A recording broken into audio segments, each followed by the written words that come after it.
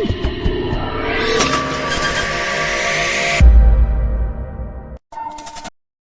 વિદ્યાર્થી મિત્રો, હું છું પીએમ સર.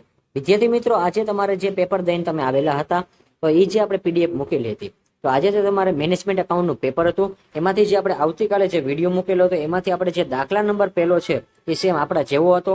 ત્યાર પછી દાખલા નંબર 2 છે એમાં આપણે એ અને બી બે ગ્રુપ આપેલા હતા, પરંતુ તમારે ખાલી એક જ, તો બેઠી આપણે જે રકમ હતી દાખલા નંબર 2 ની જે આપણે વિડીયોમાં બતાવેલો હતો એ, અને ત્રીજો જે હતો એના જેવો હતો. અને બાકી જે લોકો આપણને વોટ્સઅપમાં મેસેજ કરતા અને આ ચોથો દાખલો પણ એના જેવો એને મળી ગયો હતો. તો સેમ આપણા જેવા દાખલા હતા એ જ તમને પૂછાય છે. તો આજે એટલે હવે આવતીકાલે તમારે જે પેપર છે અકાઉન્ટિંગ 6 નું, તો એના માટે પણ મોસ્ટ ટાઈમ સમ 4 જ મૂકેલા છે અને સ્ટેપ બાય સ્ટેપ તમારે ખાસ ગણવા, આ 4 સમની તમારે પ્રેક્ટિસ કરવી, કયા કયા અકાઉન્ટ બને છે એ તમારે ફાઇન્ડ આઉટ કરવા. તો પેલું જે તમારે આવશે બ્રાન્ચ અકાઉન્ટિંગ, તો એની જે તમને રકમ મૂકેલી છે number 1, miss Krishna traders Junagadh has an independent branch following is the trial balance of Junagadh branch as 31st March 2019. તો અહીંયા જે તમને રકમ આપેલી છે વિદ્યાર્થી મિત્રો, ખાસ તમારે બેલેન્સ શીટ આપેલી છે, ટ્રાયલ બેલેન્સ છે, એના ઉપરથી તમારે શું તો કે ફાઇનલ અકાઉન્ટ પ્રિપેર કરવાનું છે. તો વિદ્યાર્થી મિત્રો, આ જે સમ છે એ તમારે ખાસ પ્રેક્ટિસ કરીને જવાનો, જેથી કરીને તમને દરેક વસ્તુ છે એ ખબર પડે છે. અને ત્યાર પછી એડિશનલ ઇન્ફોર્મેશન અગત્યની હોય છે એ સમજવાની હોય છે. The closing stock as 31st March 2019 as value at 3,50,000. ત્યાર પછી આપણને સેકન્ડ હવાલા આપેલા છે, તો એ બધા તમારે ખાસ એકવાર રીડ કરી લેવા. અને લાસ્ટમાં હું ડાયરેક્ટ આવી જાઉં છું from the above information prepare final account of the branch and also prepare head office account. તો તમારે બ્રાન્ચ અકાઉન્ટ અને હેડ ઓફિસ અકાઉન્ટ તમારે ખાસ બનાવવાના રહેશે. ત્યાર પછી સેમ ઈ જ સમ આપણે ગુજરાતી માધ્યમના ઉપયોગ થાય એવી રીતે ઈ જ સમ કેલો છે વિદ્યાર્થી મિત્રો, ત્યાં તમારે ખાસ જોઈ લેવું. આ જે દાખલો છે એ તમારે એકવાર સ્ક્રીનશોટ લઈને આ દાખલાની પ્રેક્ટિસ કરવી. ત્યાર પછી વધારાની માહિતી છે તો એ તમારે એકવાર ખાસ વાંચી લેવી, કયા કયા હવાલા તમારે કઈ રીતે કરવાના છે એ. અને લાસ્ટમાં લખ્યું છે ઉપરોક્ત માહિતી પરથી શાખાના વાર્ષિક હિસાબો અને મુખ્ય ઓફિસનું ખાતું તૈયાર કરો. ત્યાર પછી આપણે ચેપ્ટર યુનિટ 2 ની વાત કરી, તો જે તમારે યુનિટ 2 છે એ ફાઇનલ અકાઉન્ટ વાળું છે. તો ફાઇનલ અકાઉન્ટનો સમય તમને મૂકેલો છે, તો ખૂબ જ ઈઝી સમ આવેલો છે આ સમ. તો કે the trial balance of the Radhe electric supply company limited. તો એના એ અગત્યનો દાખલો છે વિદ્યાર્થી મિત્રો. અને આ સમ છે ઘણા બધા વિદ્યાર્થીને આવડતું હોય છે અને 20 માંથી 20 પણ આવી શકે છે, અથવા તો જે નોર્મલ વિદ્યાર્થી હોય છે એ લોકો માત્ર જસ્ટ ઓનલી ફોર એન્ટ્રી મૂકીને આવશે તો પણ એને માર્ક મળી શકે છે. તો બંને દાખલા છે ખૂબ જ અગત્યના છે. ત્યાર પછી એડિશનલ ઇન્ફોર્મેશન આપેલી છે વિદ્યાર્થી મિત્રો, ડાયરેક્ટ હું લાસ્ટમાં વાંચું છું from the above particular prepare the final account according to a companies 2013. તો એના મુજબ તમારે બને. તો ફાઇનલ અકાઉન્ટ તમે જ્યારે બનાવો ત્યારે એક તો ટ્રેડિંગ અકાઉન્ટ બનશે, પછી પ્રોફિટ એન્ડ લોસ અકાઉન્ટ બનશે, પ્રોફિટ લોટ એડજસ્ટમેન્ટ અકાઉન્ટ બનશે, અને ત્યાર પછી તમારે કેપિટલ અકાઉન્ટ આમાં નથી આપતા તો નહીં બનાવવાનું, અને ડાયરેક્ટ તમારે બેલેન્સ શીટ બનાવવાની રહેશે. ત્યાર પછી અહીંયા રાધે ઇલેક્ટ્રોનિક વાળો જે સમ છે એ આપણે ગુજરાતીમાં પણ મૂકેલો છે વિદ્યાર્થી મિત્રો.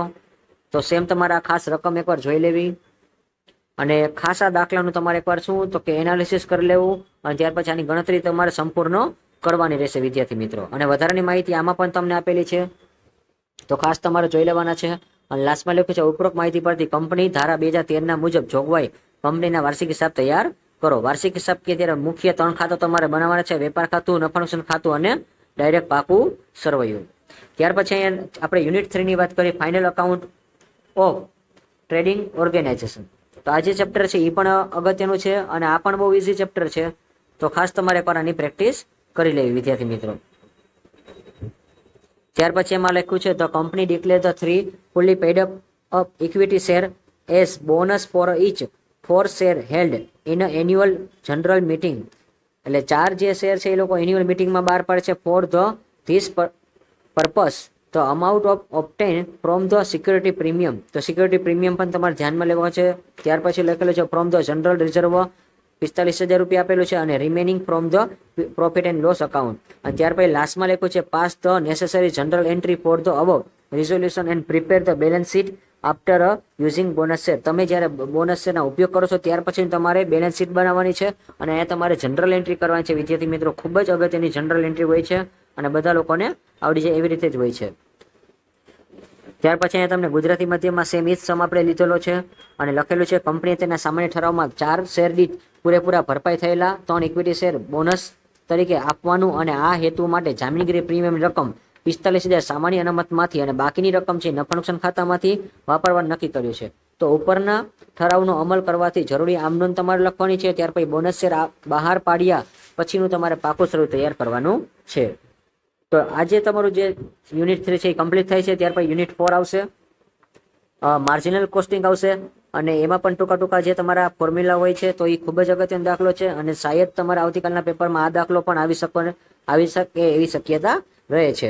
તો અહીંયા તમને આપેલો છે રામ લિમિટેડ વાળો દાખલો છે અને ખૂબ જ અગત્યનો છે. પીબી રેશિયો તમારે ફાઇન્ડ આઉટ કરવાનું, તો આના ફોર્મ્યુલા આવડે તો 15માંથી 15 આવડી જાય. જે વિદ્યાર્થીઓને એવું લાગે કે હું નપાસ થાય તો એ વિદ્યાર્થીઓને રિક્વેસ્ટ કરું છું કે તમે યુનિટ 2, યુનિટ 3 અને યુનિટ 4 અને યુનિટ 2 અને 4 આ બે તો કમ્પલસરી તમે કરીને જાઓ વિદ્યાર્થી મિત્રો. કારણ કે 4 નંબરનું યુનિટ છે એ તમને આવડી જ જશે, કારણ કે એમાં ઓનલી ફોર ફોર્મ્યુલા જ હોય છે. ફોર્મ્યુલા જો તમને આવડશે ફાઇન્ડ આઉટ કરતા તો દાખલો છે એ ખૂબ જ ઈઝી લાગશે.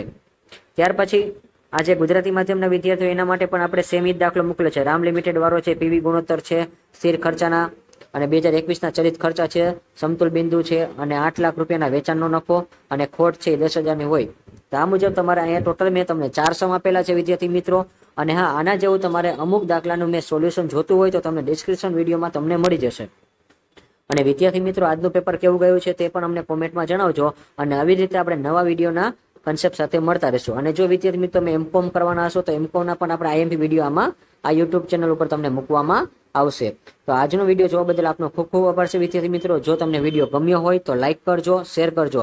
અને આ વિદ્યાર્થી મિત્રો આ જે વિડીયો છે એના ઉપર આપણે 60 લાખનો ટાર્ગેટ મૂકેલો છે જે તમારે પૂરો કરવાનો રહેશે. અને એવી રીતે તમને પછી આગામી ધોરણમાં તમે જ્યારે એમકોમમાં આવશો સેમ 1માં તો પણ તમને આઈએમપી વિડીયો એવી રીતે મળતા રહેશે. તો આવજો વિદ્યાર્થી મિત્રો, બાય બાય.